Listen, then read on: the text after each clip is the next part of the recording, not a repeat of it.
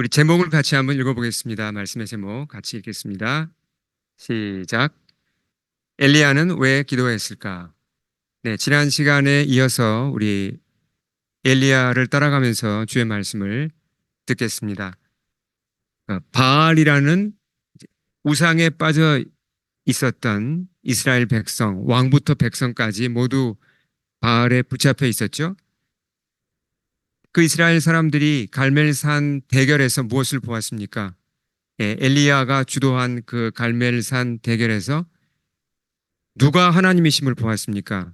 예, 그들이 이렇게 고백했죠. 여호와 그는 하나님이시로다. 여호와 그는 하나님이시로다. 그러니까 바알이 아니라 여호와가 하나님이심을, 세상의 참 신은 여호와밖에 없다는 것을 그들이 분명히 보았습니다. 예, 우상이라는 것은 매력이 있습니다. 그러나 그 갈멜산 대결이 보여준 게 우상에 대해서도 뭘 보여준 거죠? 가짜라는 겁니다.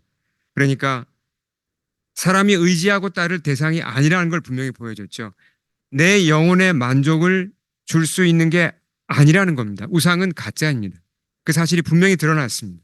오히려 우상을 따를 때 내 영혼은 병들고 내 인생은 추해지는 겁니다. 내가 묶이는 것입니다. 내 인생이 허비되는 것입니다.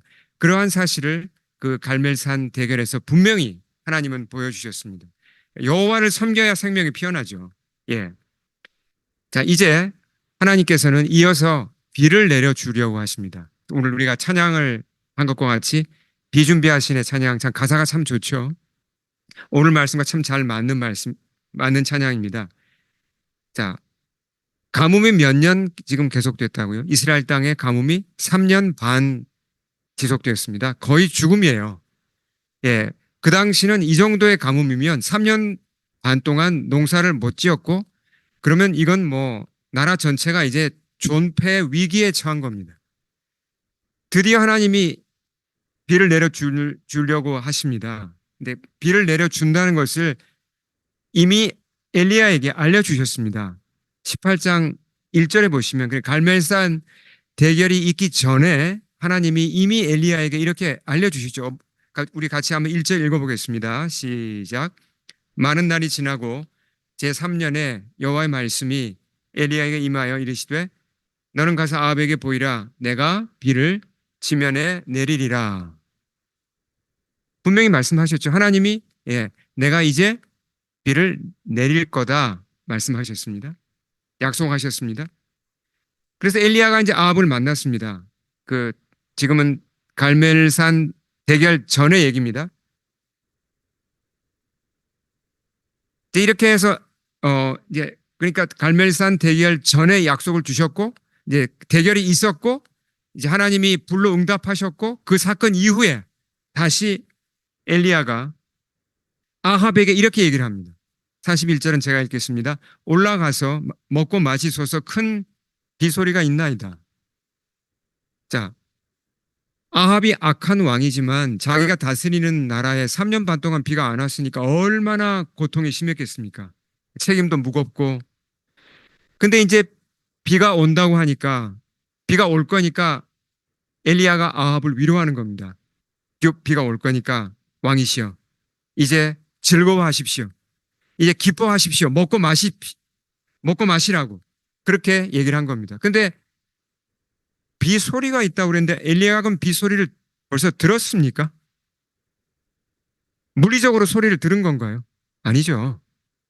비는 지중해 저 멀리서 구름이 와서 비가 내리는 겁니다. 아직 구름도 오지 않았습니다. 물리적으로 소리가 들린 게 아니에요. 근데 어떻게 이런 얘기를 하죠? 하나님이 주신 약속이 있기 때문에 약속에 기초해서 믿음으로 이렇게 얘기를 한 겁니다. 예, 가뭄이 끝날 거라고 왕에게 비를 맞이할 준비를 하라고 그렇게 알려준 거죠. 자, 지도를 잠깐 참조하시면 좀 이해하기가 편합니다. 바다가 보이죠? 바다는 지중해죠. 지중해 옆에 이스라엘 땅이 있는데 이스라엘의 거의 이제 거의 북쪽이죠. 북쪽 해변에 보시면 갈멜산이 있습니다. 여기서 지금 그 바알과 이제 엘리야 선지자의 바알 선지자와 엘리야의 대결이 있었고 여기서 지금 이제 기도도 하는 것입니다. 지금 무대가 바로 이 갈멜산입니다. 비는 지중해로부터 몰려오는 구름에 의해서 비가 올 것입니다. 자, 그 다음 스토리는 이렇게 이어집니다. 42절 우리 같이 한번 읽겠습니다. 시작. 아합이 먹고 마시러 올라가니라. 엘리야가 갈멜산 산꼭대기에 올라가서 땅에 꿇어 엎드려 그의 얼굴을 무릎 사이에 놓고 아합도 보면 조금 마음이 이제 풀어져요. 원래는 엘리야를 보면 죽이겠다고 했던 사람인데 갈멜산에서 하나님이 응답하시는 걸 보면서 마음이 조금은 그래도 이제 부드러워졌습니다. 그리고 엘리야의 말을 들어요. 비가 올려나 보다? 그래. 하면서 먹고 마시러 올라갔습니다. 근데 엘리야는 먹고 마시고 쉬고 즐거워하러 가지 않습니다. 왜냐하면 엘리야는 지금 산 꼭대기로 오히려 올라가요. 그가 올라가서 뭘 하는지 가만히 보십시오. 42절 말씀을 보시면 여기 기도라는 단어는 나오지 않는데 그의 행동을 보면 어떤 행동을 한 걸 알 수 있죠. 자, 올라가서 땅에 꿇어 엎드렸다 그랬습니다. 네, 꿇어 엎드렸죠. 꿇어 엎드린 채로 얼굴을 무릎 사이에 넣었다. 어떤 자세를 취한 거죠? 이건 무릎을 꿇고 허리를 완전히 숙이고 머리를 땅에다가 거의 이렇게 박은 겁니다. 간절한 기도의 자세입니다. 기도했다는 거죠. 뭘 위해 기도했겠습니까? 내용을 보면 나오죠. 비를 보내달라고 기도한 겁니다. 자, 그리고는 엘리야에게 자 43절을 참조하시면 한 그 젊은 이게 이제 한글 성경에는 보시면 사환이라고도 번역했고 시종이라고도 번역했는데 그냥 영맨이에요. 영맨, 그러니까 보이라고도 할 수 있고 그러니까 엘리야에게 심부름하는 그런 한 청년이 있었던 것 같아요. 그 청년에게 부탁한 겁니다. 이제 엘리야는 기도를 하면서 너 바다 쪽으로 올라가서 저 높은 데 올라가서 바다를 한번 봐라. 그리고 수평산에 뭔가 보이는지 네가 한번 관찰하고 나한테 알려다오. 예, 그렇게 구름이 보이는지 이제 그렇게 알려달라고 한 거죠. 뭐가 보였습니까? 아무것도 안 보였습니다. 엘리야는 또 기도합니다. 그리고 또 그 청년을 보냅니다. 가서 봐라. 아무것도 안 보입니다. 근데 왔다 갔다 하고 뭐 계속 하늘은 파랗고 그러면 낙심하고 그냥 이거 뭐 안 되는 건가 하기가 쉬운데 몇 번까지 했다 그랬죠? 7번까지 보냈습니다. 그러니까 끝까지 그냥 보낸 거예요. 또 가라, 또 가라. 덕분에 이 청년은 뭐 계속 꼭대기로 올라갔다 내려갔다 7번을 반복한 거죠. 마침내 어떤 일이 일어났습니까? 수평선에 지중해 쪽 수평선에 손바닥만한 작은 구름이 보였습니다. 비구름이었죠. 즉시 엘리야는 이 사실을 아합에게 알렸습니다. 이제 비가 옵니다. 마침내 비가 옵니다. 그러면서 큰 비가 올 거기 때문에 그 전에 왕이 안전하게 왕궁으로 돌아갈 수 있도록 알려준 겁니다. 왜냐하면 폭우가 쏟아지면 이제 왕이 그렇잖아요. 진흙탕에 빠지고 하니까 이스라엘은 이 비가 많이 오면 무서울 정도로 이렇게 강물이 불어납니다. 그래서 아합을 배려해서 이렇게 알려준 거죠. 자, 그렇게 해서 보시면 뭐라고 얘기를 했습니까? 44절 같이 읽어볼까요? 시작. 올라가서 아합에게 말하기를 비에 막히지 아니하도록 마차를 갖추고 내려가소서 하라 하니라. 자, 그 직후에 비가 쏟아졌습니다. 너무나 영광스러운 장면인데요. 45절 같이 읽겠습니다. 시작. 조금 후에 구름과 바람이 일어나서 하늘이 캄캄해지며 큰 비가 내리는지라 아합이 마차를 타고 이스라엘로 가니. 네. 조금 전에는 불로써 영광을 드러내신 하나님이 여호와께서 이제는 물로써 비로써 영광을 드러내신 겁니다. 자, 여기서 우리가 생각해야 되는 짚고 넘어가야 될 굉장히 중요한 문제가 하나 있습니다. 앞서 보았듯이 하나님이 엘리야에게 내가 비를 내리겠다고 말씀을 해 주셨습니까? 아닙니까? 해 주셨죠, 분명히. 그러면 비가 오게 하기 위해서 엘리야 편에서 뭐 해야 될 일이 있습니까? 하나님이 내가 비를 지면에 내리리라 약속했잖아요. 그럼 엘리야 편에서는 뭐 해야 될 일이 있어요? 비가 내려오게 하기 위해서? 없잖아요. 논리적으로는 없는 거죠. 그냥 기다리면 되는 겁니다. 근데 이 상황에서 굳이 엘리야가 기도하는 게 필요했을까요? 그것도 그냥 대충 기도한 게 아니라 산꼭대기에 올라가서 뭐 7번이나 왔다 갔다 하면서 간절하게 기도를 했습니다. 그렇게 기도하는 게 필요했을까요? 다시 말해서 주님이 비를 내리시는데 엘리야의 기도가 필요했냐는 겁니다. 비가 내리는데 하나님이 비를 내려주시는데 엘리야의 기도가 없으면 안 되나요? 기도 안 했으면 그 비가 안 왔을까요? 아니죠.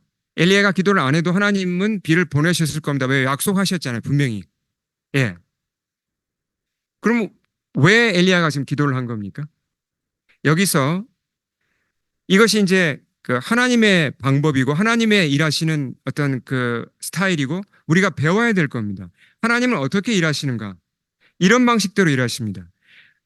혼자서 충분히 모든 걸 다 할 수 있어요, 하나님. 비 내리고 다 할 수 있습니다. 그러나 하나님이 일하시는 방식은 엘리야와 같은 하나님의 말씀을 듣는 사람으로 하여금 기도하게 하시고 그 기도에 대한 응답으로 비를 보내주십니다. 그게 하나님이 일하시는 방식이에요. 예. 자, 여기서 우리가 기도에 대해서 굉장히 중요한 사실 하나를 배웁니다. 그러니까 기도의 목적이 뭐냐는 거죠. 그러니까 왜 기도하냐? 무엇을 위해 기도하냐? 무엇을 위해 기도하는가? 어, 우리 신자들은 기도라는 게 너무너무 중요하죠. 예배 때도 기도하고 우리가 뭐 거의 식사 기도부터 시작해서 기도가 우리 신앙생활에 너무너무 중요한 부분인데 기도에는 목적이 있습니다. 기도의 자, 그러면 엘리야의 경우 지금 어떤 목적을 가지고 기도했죠? 지금 갈멜산에서 엘리야가 어떤 목적으로 기도를 했습니까? 비를 내려 주시도록 하는 게 목적이었죠. 그렇죠? 근데 비가 비 비가 내리는 게 엘리야의 기도의 목적의 전부입니까? 아니라는 겁니다. 그게 또 다른 목적이 있다는 겁니다. 그 목적이 뭘까요? 그 목적은 뭐냐면 기도함으로써 엘리야가 하나님의 일에 참여하는 겁니다. 그게 기도의 목적이에요. 자, 이거는 비가 오는 것만큼 더 그거 이상으로 중요한 게 엘리야가 하나님의 일에 참여한다는 겁니다. 뭘 통해서요? 기도를 통해서. 만일 엘리야가 비를 보내달라고 기도하지 않았다면 어떤 일이 있었을까요? 비는 왔겠죠. 기도 안 해도 비는 옵니다. 그럼 엘리야 기뻐했겠죠. 그렇지만 그 기쁨은 훨씬 적었을 것이고 그가 하나님의 그 비를 보내시는 일에 참여한 건 아니죠. 그렇잖아요. 다릅니다, 이게. 기도했으면 내가 기도했는데 내가 기도하는데 쓰임 받았구나. 와, 내가 하나님께 쓰임 받았구나. 이런 놀라운 감격이 있고 하나님의 그 위대한 일에 내가 참여한다는 그런 놀라운 일을 경험한다는 겁니다. 하나님은 누구십니까? 하나님은 창조주시고 전능자시고 이 우주의 주인이십니다. 거기에 비하면 엘리야는 누굽니까? 엘리야가 우리가 보기에는 선지자지만 위대한 종이지만 전능자가 보실 때는 아브라함이 고백한 대로 티끌밖에 안 됩니다. 그렇잖아요. 아브라함도 저는 티끌이라고 저는 먼지에 불과하다고 고백했잖아요. 엘리야는 먼지와 같은 자입니다. 하나님에 비하면. 근데 그 먼지와 같은 자가 하나님이 하시는 그 위대한 일에 참여한 거예요. 뭘 통해서요? 기도를 통해서. 우리가 기도하면 하나님이 하시는 일에 참여할 수 있나요? 있습니다. 하나님은 그렇게 일하세요. 너무나 놀라워요. 사실 일은 하나님이 하시죠. 우리가 하는 게 아닙니다. 우리는 그냥 좀 재밌게 표현하면 하나님의 일에 숟가락 얹는 거예요, 우리는. 하나님이 그걸 허락하시고 기뻐하시는 거죠, 함께. 2차 대전 후에 미국과 소련 그럼 우리 청년들이 잘 모를 수도 있지만 더 소비에트 유니언 아시죠? 영화에 잘 나오는 그런 나라잖아요. 그러니까 콜드 워가 있었죠. 냉전. 예. 공산주의 종주국이었던 소련이 그 당시는 무지무지하게 강했습니다. 그래서 이 70년대, 80년대를 살아오신 분들은 그걸 알아요. 소련이 얼마나 무섭고 강했는지 그걸 압니다. 뭐 그런 표현도 썼잖아요. 뭐 철의 장막에 가려진 정말 말 수 없는 그런 나라. 너무나 무서운 나라였습니다. 강한 나라였습니다. 그러니까 미국과 정말 대등하게 그런 보인 나라였거든요. 제가 대학에 다니던 80년대 중반만 해도요. 이런 소비에트 유니언, 소련이 무너진다, 이건 상상도 할 수 없었습니다. 너무나 강한 나라였기 때문에. 그러니까 상식적으로 불가능한 일이었습니다.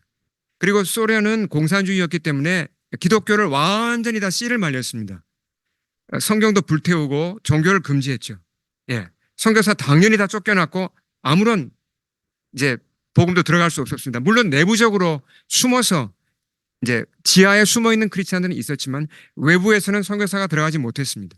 근데 80년대 어떻게 기도한 사람들이 있었냐면 그때 소련이 그렇게 잘 나갈 때 막강할 때 어떻게 기도했냐면 하나님 소련이 문을 열어서 선교사를 받을 수 있도록 도와주시옵소서. 소련 정권이 무너지도록 도와주소서라고 기도하는 사람들이 있었습니다. 세계 곳곳에 있었겠죠. 근데 별로 없었어요. 그렇게 많은 사람은 아니었습니다. 한국 교회에서도 극소수의 목사님들이 그렇게 기도했습니다. 제가 그때 활동했던 대학생 선교단체, 우리랑 지금 연결되어 있는 CMI에 있던 목사님들 중에 좀 영적으로 깨어있는 분들이 그 기도를 했어요.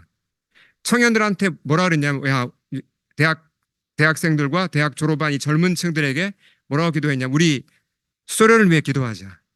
소련의 문이 열려서 선교사가 들어갈 수 있도록 기도하자. 우리가 선교사를 그 나라에 소련에도 보내자라고 기도 제목을 제시를 했어요. 근데 너무나 황당한 기도 제목이었어요. 그 당시로서는. 말도 안 된다 이건. 근데 기도하기 시작했습니다. 저도 이제 그때 선배들이 기도하니까 나도 해야 되나 보다. 저도 이제 기도를 했죠. 기도한 지 몇 년이 안 지났습니다. 1991년에 실제로 소련이 무너졌어요. 이건 이제 역사가 지나고 나서는 뭐 그런가 보다 하는데 그 당시로서는 너무나 이건 충격적인 일이었고 소련이 붕괴되면서 15개의 나라로 나누어졌습니다. 그 중에 큰 나라가 어느 나라죠? 러시아. 러시아가 소련의 사실 대부분이었죠. 그 다음에 우크라이나도 원래 소련의 한 부분이었어요. 근데 그렇게 우크라이나, 뭐 우즈벡 이렇게 해서 15개로 다 나누어졌죠. 그러면서 소련이 문을 열었습니다. 뭐 유학생도 받고 뭐 선교사도 받고 이런 식으로 복음도 받아들였어요. 그 사실을 보면서 저는 그때 전율을 느꼈습니다. 아니 이런 일이 일어나다니. 그리고 저도 기도했잖아요. 소련이 무너지도록 저도 기도했잖아요. 새벽에 부르짖었고 제가 그때 했던 캠퍼스 뒷산에 올라가서 기도하면서 부르짖었던 그 기억이 납니다.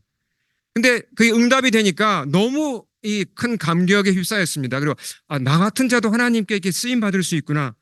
우리 같은 형제들이 너무 함께 기뻐했었습니다. 그리고 실제로 그 중에 한 후배 부부가 모스크바로 선교사로 나갔어요. 몇 년 후에. 예. 모스크바 대학으로 캠퍼스 선교를 하러 나갔습니다. 30년이 지났는데 아직도 그 사역을 하고 있습니다. 한 선배는 우크라이나에 가서 아직도 사역을 하고 계세요. 그때 함께 기도했던 분들인데 하나님의 사역에 그 위대한 사역에 우리가 쓰임 받는 겁니다. 뭘 통해서요? 기도를 통해서. 기도하셔야 됩니다. 기도하면 이렇게 우리 인생이 달라집니다. 우리 같은 먼지와 같은 자들이 하나님의 사역에 참여한다는 게 이것보다 더 보람 있는 일이 세상에 어디 있습니까? 이것보다 더 가치 있는 일이 어디 있습니까? 기도 제목 없는데요. 요즘 제가 뭐 편해서 기도할 게 별로 없습니다. 이건 너무나 우리가 좀 이건 그렇게 살면 안 되죠. 예, 나의 기도 제목뿐만 아니라 더 넓게 보고 우리가 기도해서 하나님의 사역에 참여해야 합니다. 기도에 또 한 가지 중요한 목적이 있습니다. 또 한 가지 중요한 목적. 42절을 다시 읽겠습니다. 같이 읽겠습니다. 시작. 엘리야가 갈멜산 꼭대기로 올라가서 땅에 꿇어 엎드려 그의 얼굴을 무릎 사이에 넣고. 자, 기도에 또 한 가지 중요한 목적이 뭔가? 그러니까 우리가 생각할 때 기도의 목적은 내 기도 제목이 응답받는 거잖아요. 하나님 비를 보내주세요. 비가 오는 게 목적인데 그 외에 아까 말씀드린 게 뭐였죠? 하나님의 사역에 내가 참여한다는 목적이 있고 또 두 번째가 여기 또 이 말씀에 보면 감춰져 있어요. 뭐냐면 엘리야의 자세를 보면 나타납니다. 어떤 자세로 기도하죠? 그가 하나님을 경외하고 있습니까? 예, 경외합니다. 하나님 앞에 두렵고 떨림으로 나갑니까? 존경합니까? 엎드렸죠. 복종합니다. 온전히 순복합니다. 하나님께 가까이 가면요. 하나님의 임재에 가까이 가면 사람이 이런 자세를 취할 수밖에 없습니다. 하나님의 높음 앞에 나는 납작 엎드려질 수밖에 없고요. 그 앞에 나는 떨 수밖에 없고 정말 무릎을 꿇을 수밖에 없습니다. 기도는 우리를 하나님께 가까이 가게 합니다. 이게 머리로 하는 것과는 달라요. 기도하다 보면 하나님의 임재 가운데 우리가 들어가게 되고 하나님께 가까이 가게 되니까 엘리야가 이런 자세를 취하는 겁니다. 예, 우리를 하나님께로 가까이 이끈다는 겁니다. 기도가 깊어지면 질수록 우리는 하나님께 가까이 가는 겁니다. 하나님께 가까이 가는 게 얼마나 우리를 기쁘게 하고 우리 영혼을 살리게 하는지 모릅니다. 그렇잖아요.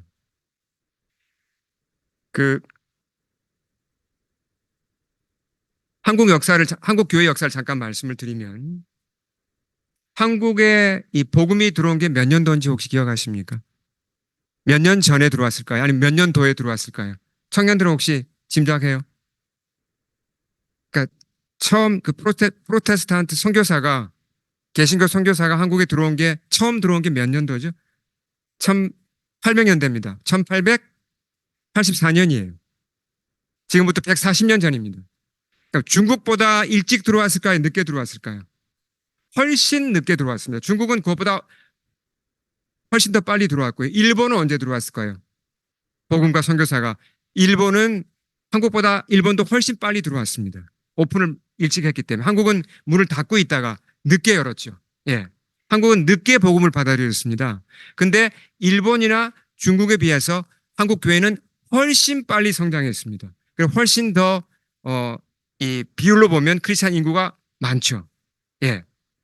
어떻게 한국 교회가 이렇게 복음이 늦게 들어왔는데도 빨리 성장했을까요? 이걸 여러 각도에서 연구를 했습니다.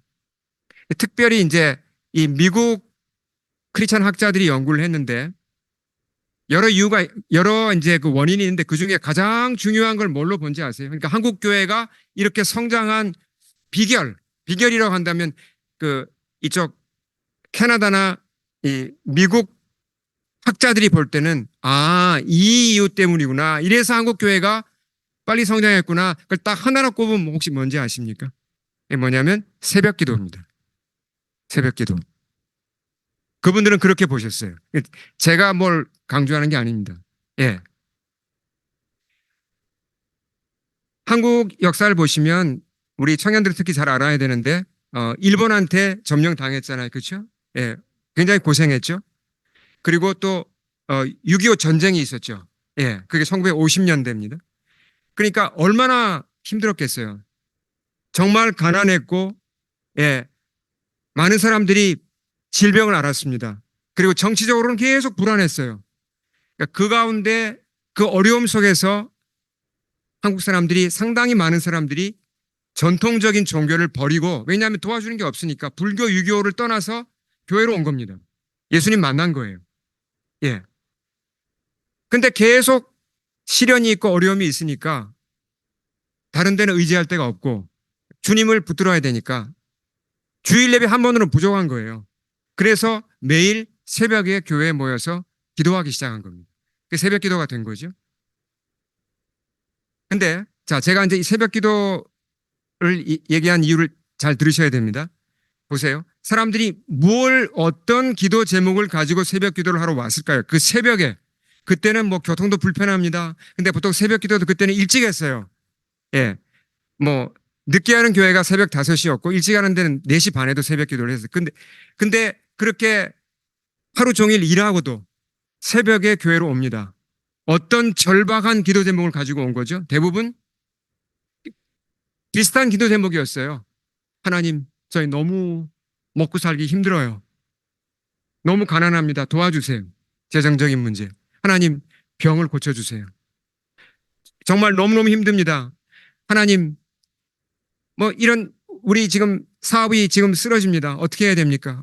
우리 또 학교에는 들어가야 되는데 뭐 또 직장 문제가 있는데 이런 어떤 현실적인 문제를 가지고 다 기도한 겁니다. 맞죠? 그렇죠? 이런 현실적인 기도 제목을 가지고 문제로 기도하는 건 맞습니다. 근데 보세요. 그렇게 기도를 하다 보니까 기도 제목이 바뀔까요? 한 주, 두 주, 한 달, 두 달 기도가 계속되면서 기도 제목이 바뀌어요. 자기도 모르게. 기도 제목이 기도하는 바가 정화되고 달라집니다. 예를 들어 보겠습니다. 제가 아는 과거에 알았던 한 여집사님인데요. 이분이 동대문 시장에서 그 옷 도매상을 하셨습니다. 사업이 잘 나갔어요. 근데 이제 뭔가 어떤 계기가 있어서 부도가 나고 큰 어려움에 처한 거예요. 원래 크리스찬이셨어요. 근데 어려움에 처하니까 새벽마다 교회 가서 부르짖어 기도하는 거예요. 하나님, 이 사업 망하면 우리 집이 제 딸들이 제 아들이 이제 어떻게 살아갑니까? 도와달라고 간절히 이제 그 재정 문제로 하나님께 매달려 기도했습니다. 근데 그분 말씀이 기도하다 보니까 어느 순간부터 기도 제목이 달라지기 시작했다는 거죠. 이렇게 이제 이런 식으로 기도가 달라진 겁니다. 하나님, 저의 사업이 살아나도록 도와주소서. 하지만 혹시 그리 아니하실지라도 저는 주님께 감사할 겁니다. 이런 기도가 나오는 거예요. 그리고 또 이제 계속해서 이렇게 기도가 바뀌는 거죠. 하나님, 상황이 좋든지 나쁘든지 저는 하나님 한 분만으로 만족합니다. 라는 기도가 나오더라는 겁니다. 예. 그리고 기도하는 시간 그 자체가 그렇게 기뻐지는 거예요. 내 기도하는 그 시간, 그때가 가장 즐겁다. 이 찬송가 아시죠? 기도하는 시간이 가장 기쁘고 즐거운 시간이 된 거예요. 수많은 사람들이, 한국 크리스찬들이 새벽 기도를 하면서 이런 경험을 한 겁니다. 그러니까 내 기도가, 내 바라는 기도 제목이 응답되니까 와, 할렐루야, 만세. 이거는 정말 수준이 낮은 거고요. 그걸로 한국 교회가 부흥된 게 아닙니다. 기도하다가 내 기도 제목이 바뀌면서 아, 하나님 한 분이면 내가 족하구나. 하나님 선하시구나. 하나님이 책임지시는구나. 하나님과 가까워진 거예요. 가까워지면서 세상을 이길 힘을 얻었던 겁니다. 예. 이것이 한국 교회가 부흥할 수 있었던 가장 중요한 DNA고 비결이라고 학자들은 그렇게 분석을 한 거죠. 근데 근래에 와서 아시겠지만 한국 교회 참 지금 여러 어려움이 있습니다. 이제 경제적인 성장하고 쭉 같이 가다가 지금 이제 한국 사회가 많이 이제 부유해지면서 교회로 모이는 사람은 점점 줄어들고 있습니다. 기도하는 사람도 더 줄어들고 있습니다. 참 안타까운 문제죠. 그래서 이 말씀을 묵상하다가 제가 제 마음에 하나님이 주신 소원이 있습니다. 자, 여기서 혹시 새벽 기도, 그러니까 한국에서부터 과거에 새벽 기도에서 은혜를 받아봤다 하면 손들어 보시겠습니까? 새벽 기도를 나는 안다. 새벽 기도가 뭔지 안다. 한번 손들어 보시겠습니까? 꽤 많이 계시죠. 대부분 부모 세대입니다. 자, 그러면 이 소중한 새벽 기도라는 우리의 영적인 전통을 한국 교회의 DNA이고 우리의 소중한 영적 재산입니다. 전통입니다. 이걸 우리 다음 세대에게 물려주고 싶습니까? 자녀 세대도 이런 기도를 하기 원하십니까, 여러분? 혹시? 그들이 하나님을 그냥 막연한 대상이 아니라 정말 그들도 지금은 대부분 그냥 큰 문제 없이 살죠. 우리 다음 세대들이. 그렇지만 언젠가는 인생의 큰 어려움에 부딪힐 거고 그때 하나님 앞에 나와 엎드려야 될 거 아니에요. 새벽에 나와서 부르짖어야 될 거 아니에요. 그러면서 주님을 만나고 하나님과 가까워지면서 그들이 영적으로 성장해야 될 거 아닙니까? 자, 그러면 우리 다음 세대에게 이 새벽 기도라는 이 좋은 전통을 물려주는 게 필요할까요? 저는 필요하다고 생각합니다. 그러려면 우리 부모님들이 다시 생각을 하셔야 돼요. 우리가 이민교회지만 우리는 일주일에 한 번밖에 새벽 기도를 하지 않지만 이게 그냥 뭐 가볍게 생각할 문제가 저는 아니라고 봅니다. 다음 세대를 생각하셔야 됩니다. 자, 정리를 해보겠습니다. 기도의 목적을 우리 한번 내가 기도하는 목적을 한번 점검해 보면 좋겠습니다. 우리가 현실 문제로 기도하는 거 좋은 겁니다. 재정 문제가 있으십니까? 건강 문제, 학교 문제, 직장 문제, 관계 문제 이런 문제로 기도하는 거 좋은 겁니다. 그러나 여기에 묶여 있으면 문제가 있는 거죠. 이게 내 기도 목적의 전부라면 나는 굉장히 가난한 크리스찬으로 살고 있는 겁니다. 굉장히 가난한 신앙 속에 그냥 초보적인 신앙에 갇혀 있는 겁니다. 내가 원하는 기도 제목이 응답이 안 되면 그것만 붙잡고 있다면 어떻게 될까요? 예를 들어서 하나님 저는 이 병을 낫게 해주시길 원합니다. 주님 이 병을 치유해 주세요. 그 병 치료에만 묶여 있다면 그거 응답 안 하시면 내가 하나님께 마음을 안 열고자 한다면 어떻게 될까요? 하나님과 관계가 깊어질 수가 없습니다. 예. 잘못하면 신앙이 흔들리고 모든 게 다 이렇게 무너질 수도 있죠. 기도하면서, 근데 기도를 하면 달라져요. 기도하면서 기도의 목적을 생각하시고 기도하면서 주님의 인도를 받으시면서 기도의 목적이 바뀌어야 됩니다. 하나님께 가까이 가는 것이 사실은 더 중요한 기도의 목적이고 그리고 더 나아가서 하나님의 사역에 내가 참여하는 것이 기도의 목적이 돼야 된다는 거죠. 그러면 나의 그 현실적인 기도 제목들도 주님이 주님의 때에 응답을 하실까요? 응답을 하십니다. 네. 그래서 야고보의 말씀을 우리 읽고 마치겠습니다. 야고보가 야고보서에 보면 엘리야의 이 기도, 갈멜산에서 비를 위해 기도했던 그 기도를 인용하면서 우리한테 기도를 가르칩니다. 그러니까 우리로 하여금 기도하라고 우리를 간절히 초청합니다. 그 부분을 읽겠습니다. 자, 2페이지입니다. 우리 같이 크게 읽겠습니다. 야고보서 5장 15에서 18절 읽겠습니다. 시작. 믿음의 기도는 병든 자를 구원하리니 주께서 그를 일으키시리라. 혹시 죄를 범하였을지라도 사하심을 받으리라. 자, 뭐라 그랬죠? 믿음의 기도. 정말 믿음으로 기도하면 병든 자를 구원한다. 영적으로 육적으로 다 마찬가지죠. 주님이 그를 일으키시고 죄를 범하였을지라도 사함을 얻게 한다고 말씀하셨죠. 자, 계속 읽겠습니다. 시작. 엘리야는 우리와 성정이 같은 사람이로되 그가 비가 오지 않기를 간절히 기도한즉 3년 6개월 동안 땅에 비가 오지 아니하고 다시 기도하니 하늘이 비를 주고 땅이 열매를 맺었느니라. 엘리야는 천사가 아닙니다. 슈퍼맨도 아니에요. 엘리야는 물론 하나님이 귀하게 쓰신 분이지만 우리와 같은 사람이라는 겁니다. 그렇지만 그가 기도했을 때 그의 기도를 통해 하나님이 일하셨습니다. 그가 기도했을 때 그는 그 기도를 통해 하나님과 가까워졌다는 겁니다. 우리가 기도를 더 중요하게 생각해야 됩니다. 그리고 기도에 더 많은 시간을 들여야 되고 기도에 성장해야 됩니다. 그래서 이 약속을 우리도 체험해야 되고 이 약속에 들어있는 기도로 말미암는 복들을 우리도 받기를 간절히 축원합니다. 우리 함께 이 시간 주님 앞에 나아가겠습니다.